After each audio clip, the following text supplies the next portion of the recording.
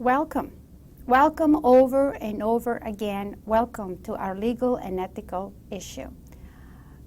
This lecture is very interesting because we're going to learn about the ethics behind a product liability.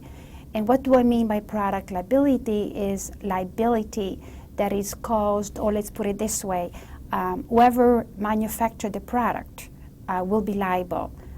And of course, all of us, or each one of us, some way, somehow in a lifetime, did buy a product that did not did what it's supposed to be doing. So this will be very interesting because the first thing that I'm going to ask you is from a point of view, from an ethical point of view, does the law favor business or does it favor the consumer? And of course, as always, the answer, of course, is it depends. And before I say anything else, or we go into the lecture, I just want you to remember that the process by which morally based ethical behavior is first, it's desired. First, we desire a certain ethical behavior, whether from a manufacturer company, whether from our neighbors, whether from our spouses, our children. Then we expect this desired behavior. And finally, it's mandated. And that is the evolution of law. You know, and the more affluent our society is becoming, the higher the standard of living we are expected, the more we like to have, or the more quality of life we want to have, or the more things we want to have to make our life more comfortable, then you're going to see that to enforce that kind of behavior, first we desire something, then we expect it, and next thing you know, it's mandated. And I guess if you want to use a small example, would be Mother's Day. You know, mothers, it's a desired behavior that children and a husband remembers their mother at least once a year.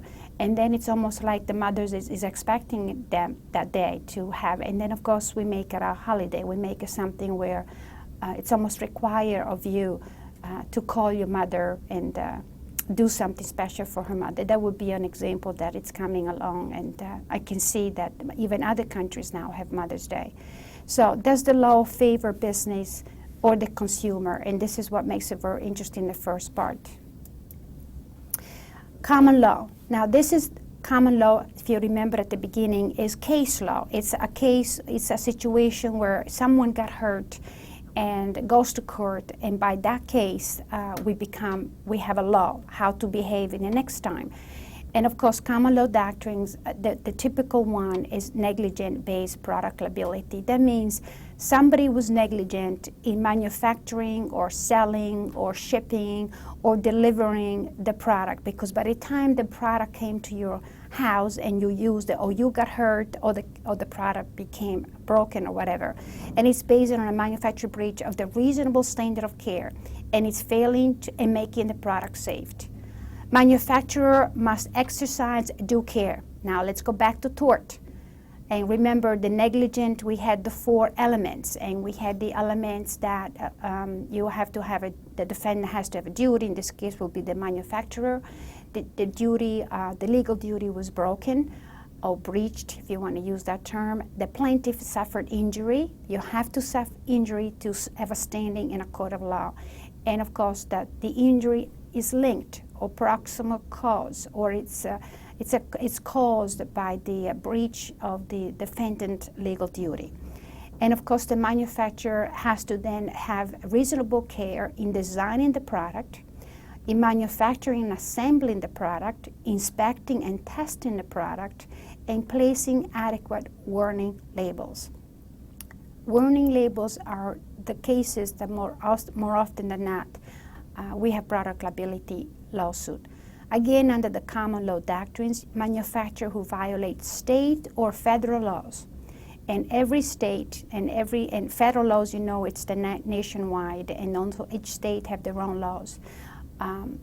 That's statutory law. That's Congress for the good of society. And if they violate any of this statute in the manufacture of labeling of a product, it might be negligent per se.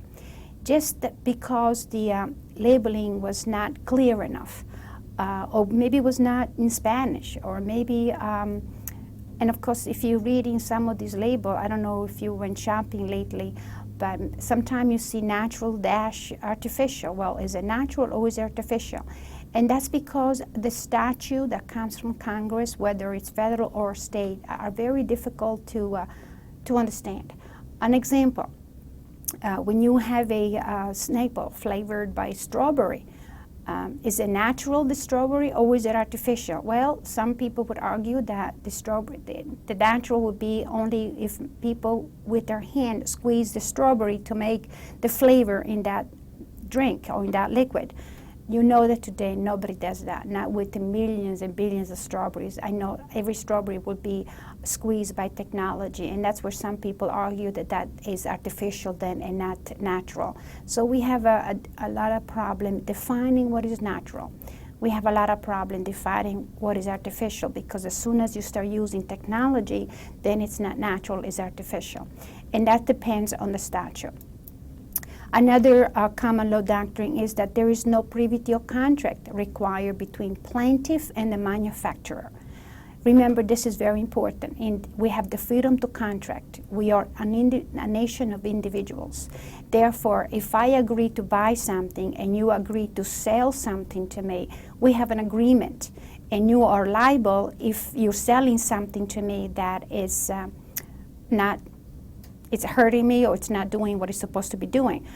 But then the manufacturer could be who knows what. I mean, nowadays we don't have a product that you go to the carpenter like 150 years ago down the main street, and you walk into the store and you ask the carpenter to make a chair for you.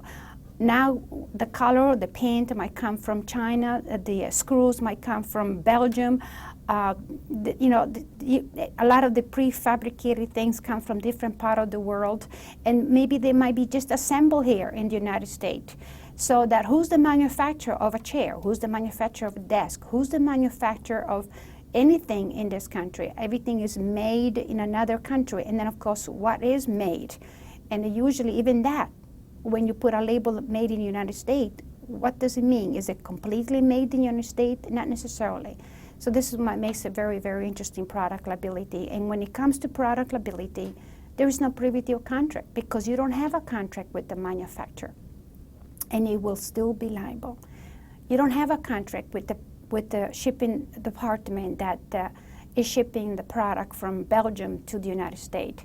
You don't have a contract with the person that makes the screw from Texas, for example, and it's shipping to New York to put the chairs together. So liability extends to any person injured caused by a negligently made or defective product. Any injury. So if I buy a gift and I give it to a young couple that just got married, and I don't know, it could be a food processor or whatever it is, in some way, somehow, the bride or the groom loses their fingers with the food product. Don't ask me how, but there are situations like that. Am I liable for buying the gift and give it to them?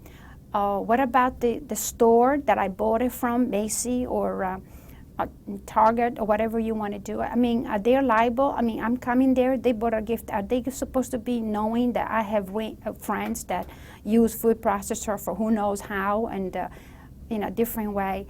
So everybody that were involved with it, and of course, because I gave it as a gift, maybe I might be responsible because I know the couple that's going to get the gift. I mean, if they're mentally retarded, then maybe I shouldn't have given them that gift. So that's what makes it very interesting.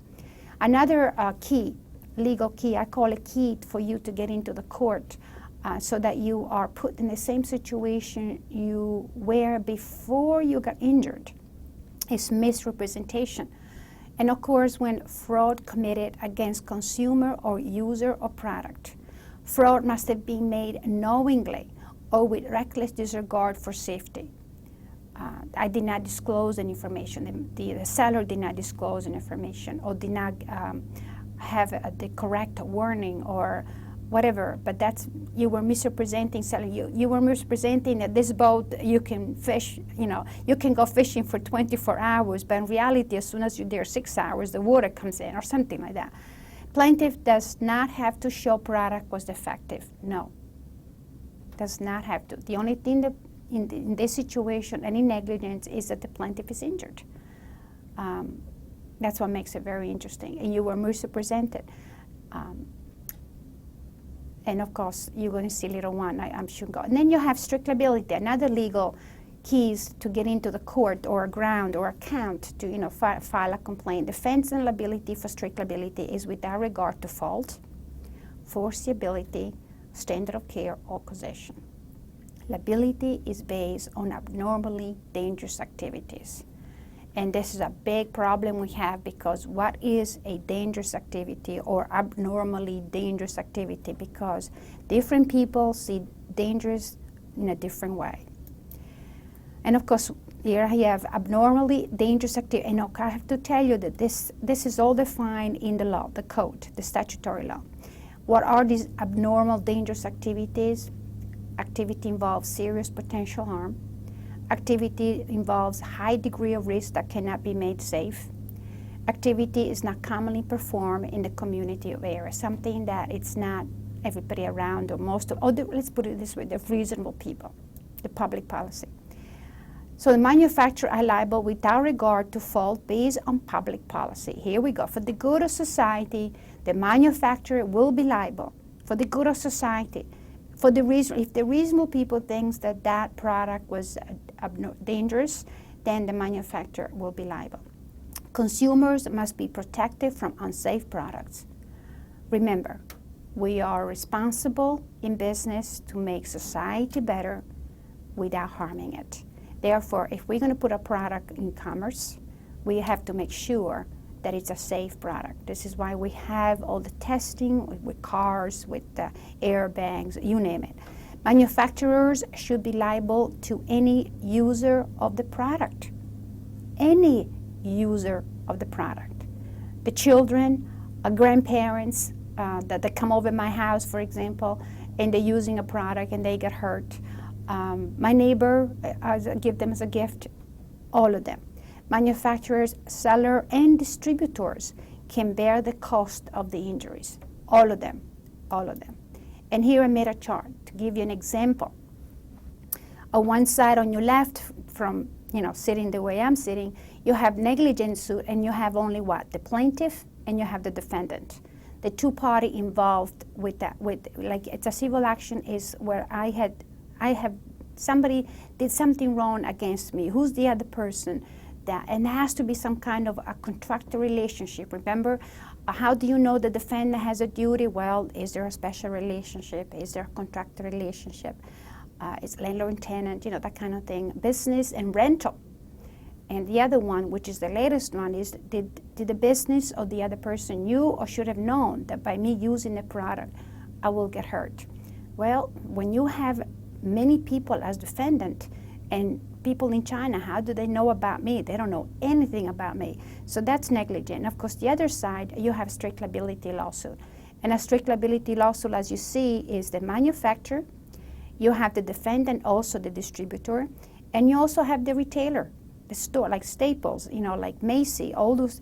And then, of course, you have the consumer, which is, the plaintiff that's going to file a lawsuit. All in the chain are liable. Now, what is a product defect? We have no problem when, when you buy a chair and you sit on the chair and the chairs break. However, when I'm teaching in class, I stand on a chair. Is it foreseeable that some people will use the chair as a footstool to stand up, to change the light bulb or to paint the ceiling or whatever? Is it foreseeable? And of course, when you see me standing on a chair, you know that that's foreseeable because some of you maybe did the same thing. For whatever reason, we do that. We often use some product that we're not supposed to be using it. So a product is a defective product when something wrong, inadequate, or improper in the manufacture, in the design of the product, in the packaging of the product, even the label on the package, and the warning, whether in the product, in the label attached to the product, or safety measure of a product. Or they say, for example, you can sit in this chair, but if you're over 200 pounds, you cannot sit there.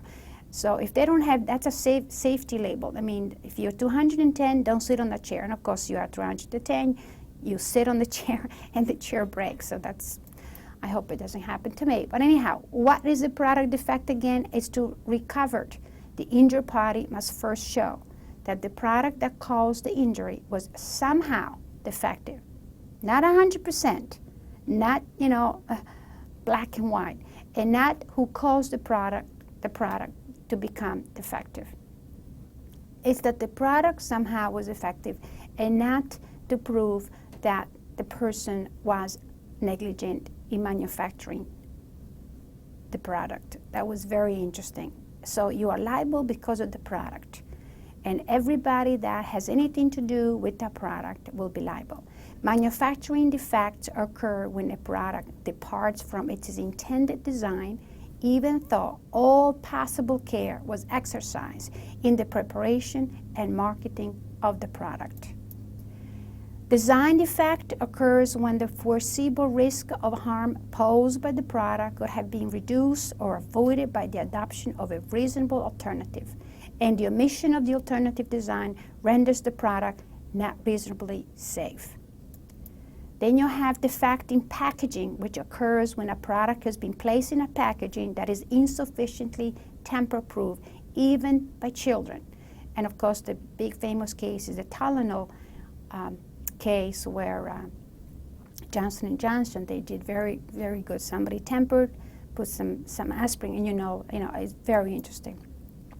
Warning, that's another one that causes most of the cases. Defect occurs when a product may be defective because of the inadequate warnings or instructions, or liabilities based on foreseeability that proper instructions and labels would have made the product safe to use.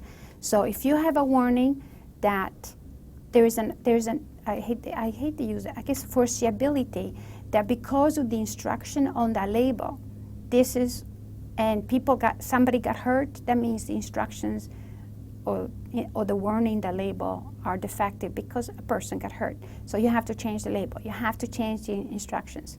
And there are interesting cases that I will attach in when we are online, because it's overwhelming. When someone gets hurt, who is in a better position to put that person back in the same position they were before? And of course, it's the manufacturer most of the time, because they are the one that designed the product, and they should foresee that some people will not use the product the way it's supposed to. But then, of course, we have defenses, and corporations will always use defenses to limit their liability. Key is whether misuse was foreseeable. Misuse. So a corporation, a manufacturer, has to foresee the misuse of the product before they put the product in commerce. And one of the questions that I always have is it foreseeability or is it anticipation? Is it expectation that somebody might use this product in misuse, or is it anticipation? And it goes back to the meaning of foreseeability. Is it expectation or is it anticipation? How far should a manufacturer foresee that somebody's going to use a product some way, somehow?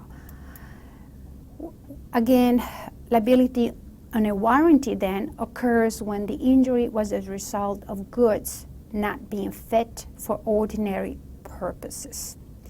And as you know, that the warranty, you have a limited warranty, and many times, every time you buy a good, has a warranty of 60 days, warranty of 90 days, and many times the products fail the 91 day, and they cannot, the contract that you have with the person regarding the warranty. And many times the product goes back to the manufacturer, and they return it to you and says, hey, it's out of the warranty time. So to recover on the breach of warranty, there must be privity of contract. There has to be a contractual relationship between the manufacturer and the injured plaintiff. And they are party, which means they're part of a contract. What is again a product defect? Well, we have another situation, hybrid transactions. Under UCC Article 2, selling services that may use defective products. A very interesting case that came up to my mind is hiring people to clean your carpet, wall-to-wall carpet. And they clean the carpet, and the next day the family start to have nausea and sick, could not go to work. And next thing you know, the only thing that they could think of was the chemical that was used to clean the carpet.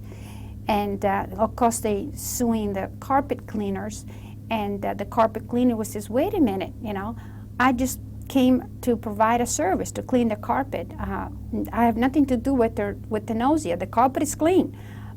You know, the nausea could be other things, but somehow they were not sick before, and now they're sick after. And therefore, the court says, nope, the service, then the liability will be only to return the price of the contract. So if you come over and clean my carpet and you're going to charge me $1,000 and the carpet is not clean, then you have to return me that $1,000. However, if the chemical that you used to clean the carpet got me sick, you're gonna have to put me in the same position I was before I got sick. And not only the days I lost, I went to the hospital maybe, or to the doctor, or I need a prescription now, whatever. You have to put me back in the same position I was before I got sick. So it's a whole different kind of remedy. Another example will be the hair treatment in a beauty salon. And I tried to put this case because this was very interesting, where the lady went to get her hair colored and a haircut, you know, and next thing you know, the next day she's bald. Whose fault is it? And of course, you know, the beauty parlor is going to say what? Hey, I came here to just color your hair. I have nothing to do with you losing your hair. You know what I'm saying? It might be genetic. And of course, the court solved this problem, saying that the service provider becomes a seller of goods for purposes of strict liability law when the dominant element of the transaction dictates whether strict liability applies. And what the court says in this situation is, can the lady color my hair without the coloring? And so the dominant element in the situation will be the coloring. And therefore, then the other thing is, did I pay extra for the coloring, or did I choose the color, or did I choose the brand name of the color? And most of the time when I get my hair colored, I do not choose. I choose the color that I like to color my hair, but I don't choose the company. And I do not get paid extra. It's all part of the fee. So if that's part of the fee of the service, then if something happens in the next, I hope not, tomorrow morning I wake up and I'm bald, the beauty parlor will be liable, because it's not a service then, it's a seller of good, because they sold the coloring to use to color my hair. And the same thing with the carpet. The carpet will not have been cleaned unless they use the chemical. Market share liability. Well, what we're going to do now, and we have a whole bunch of defendants. Don't be surprised if you have sometime 10, 15 defendants, if not more. And defendants, and how you're going to find out about all the defendants is through discovery, through interrogatories. That's why sometimes we have 2 or 3 of them, John Doe, because we don't know the name yet. They're going to come up later on. So defendants that contributed to the manufacture of the defective product are liable, all of them. Liability on each defendant is proportionate to the share of the market held by each respective defendant. Here are the defenses of the corporation, of the manufacturers, of distributors. All of them will use assumption of risk. The plaintiff assumed the risk. They knew that was a dangerous, hedging the trees or edging the bushes, and next thing you know, by accident, a kid picked it up in the garage, and next thing you know, they cut their toes or cut their finger. So it's the parents assumed the risk. They didn't put it in a safe place, they didn't put it in a locked cabinet, that kind of a thing. We have the same thing with guns. The grandfather, by accident, the grandchild comes over, and next thing you know, is the grandfather at fault because the kid got hold of the shotgun or the rifle and then shoot a friend or shoot somebody. The product was misused by the plaintiff. You're not supposed to hit somebody in the head with a baseball bat. These are hook on the fishing rod, supposed to be catching fish and not somebody clothes or something like that. Contributory and comparative negligent, again, when you have the situation of negligent, as a corporation, I would say, hey, you contributed to the negligent. I mean, the warning saying over 200 pounds, you cannot sit on this chair, and you 210 and you broke it, therefore you contribute to the negligent. And in New Jersey, we have comparative negligence, which means comparing the manufacturer negligence, maybe I am more negligent because here I am 210 pounds and I sat on the chair and I broke it. So maybe comparing the manufacturer, I am more negligent, therefore I will be the plaintiff, then will receive less money, and the defendant will be less liable. The defenses really are to limit the liability of the defendant. And of course, then you have commonly known dangers. Oh my goodness, don't you know that a cigarette lighter, you know, you don't put by the stove with a pilot light, or don't you know that when you spray your hair, you know, ladies, and I don't know if guys spray their hair or not, maybe some of you do, I don't know, but you don't go and spray and use those spray can next to a pilot light, and of course there are cases about that too. And then of course you have the statute of limitation. In negligent is 2 years. In contract of warranty, it depends on the warranty. Usually it's 90 days. In product liability is the parents, the child is hurt, and then when the child becomes over 18, he can also sue against the company. In Europe, it's 10 years, but we really don't have any statute of limitation when it comes to product liability, not yet anyhow. Please use the discussion board for some of the questions that I ask, or some of the questions that you have regarding the common law doctrines. Thank you.